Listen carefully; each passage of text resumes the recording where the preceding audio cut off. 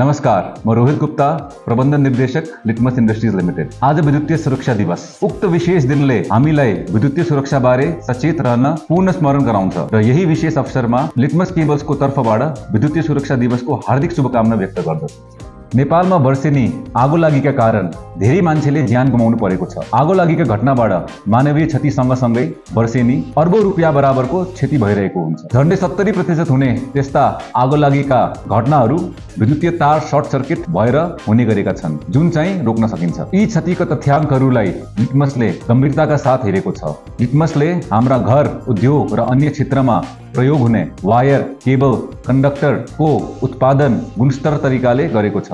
धनजन र विद्युतीय सुरक्षामा वायर केबलको के भूमिका हुन्छ भनेर हामी उत्पादकको हैसियतले पूर्ण सचेत, सूचित र जिम्मेवार छौँ। त्यसैले हामीले प्रयोग गर्ने अन्तर्राष्ट्रिय स्तरको जर्मन प्रविधि र हामीले पालना गर्ने सुरक्षा र बनोटको मापदण्डले हाम्रा वायर, केबल प्रयोगको लागि 100% सुरक्षित छन्। किनभने सुरक्षा नै हाम्रो लागि पहिलो प्राथमिकता हो। त्यसैले गुणस्तरीय वायर र केबल मात्र प्रयोग गरौँ। आफ्नो परिवारको धन सम्पत्तिको सुरक्षामा कुनै सम्झौता नगरौँ। धन्यवाद।